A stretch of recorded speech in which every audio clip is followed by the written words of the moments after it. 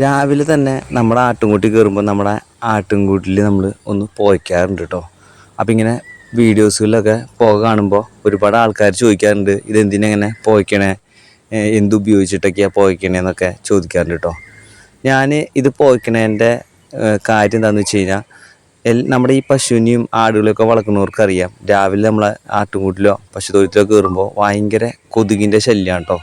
അപ്പം നമ്മളിതുപോലെ ഒന്ന് പുകച്ച് ആട്ടിൻകൂടിൻ്റെ ഉള്ളിലായാലും തൊഴുത്തിലായാലും ഒന്ന് പുകച്ച് കഴിഞ്ഞാൽ കൊതുകുകളുടെ ശല്യം നല്ല രീതിയിൽ തന്നെ ഒരു കുറവ് നമുക്ക് അനുഭവിച്ച് തന്നെ അറിയാൻ പറ്റും കേട്ടോ.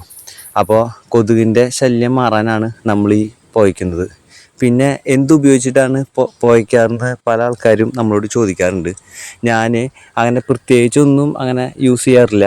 നമ്മുടെ വല്ലവന് പുല്ലുമായുധം എന്ന് പറഞ്ഞ പോലെ നമ്മുടെ നിലവിൽ നമുക്ക് എന്തിട്ടാണോ അവൈലബിൾ ആയിട്ടുള്ളത് അത് ഉപയോഗിച്ചാണ് നമ്മൾ പുകയ്ക്കണേ. അപ്പോൾ ഇന്ന് ഞാൻ പുകയ്ക്കാൻ വേണ്ടിയിട്ട് തൊണ്ടിൽ ഇതുപോലെ ഒരു പേപ്പറൊക്കെ കത്തിച്ച് വെച്ചിട്ട് ജസ്റ്റ് ഒരു തൊണ്ട് കൊണ്ട് നമ്മൾ ചകിരി കൊണ്ട് മെല്ലെ കമത്തി വയ്ക്കുന്നു. പിന്നെ നമ്മുടെ ഈ വിറക് കൊത്തിയ ചെറിയ പൂളും അതുപോലെ വിറക് കൊത്തുമ്പോൾ ആ തടിയുടെ മുകളിലുള്ള തൊലി കഷ്ണവും അതൊക്കെ നമ്മളൊന്ന് ഇട്ട് കൊടുക്കും.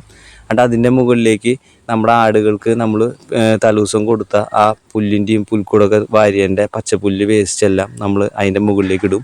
പിന്നെ അതിൻ്റെ മുകളിലേക്കും ഇതുപോലെ ചെറിയ എന്തെങ്കിലും ഉണക്കായിട്ടുള്ള നമ്മുടെ ഈ പൂള് പോലുള്ളതോ അതുപോലെ തൊലിയോ മരത്തിൻ്റെ അങ്ങനെയുള്ളത് എന്താണോ കിട്ടണേ അത് നമ്മൾ ഇതുപോലെ വെച്ച് കൊടുക്കും.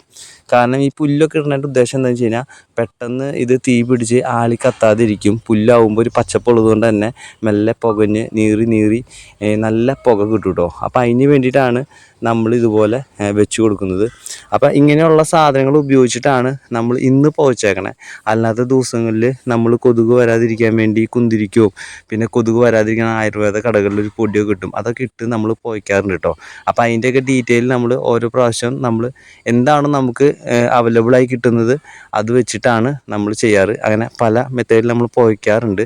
അപ്പോൾ അങ്ങനെ പുകച്ച് എടുക്കുന്ന വീഡിയോസുകളെല്ലാം പുറകെ നമ്മുടെ ചാനലിൽ വരുന്നതായിരിക്കും. അപ്പോൾ ഇന്നത്തെ വീഡിയോ ഇഷ്ടപ്പെട്ട് കഴിഞ്ഞാൽ ഒന്ന് ലൈക്ക് ചെയ്തൊന്ന് സപ്പോർട്ട് ചെയ്യണേ.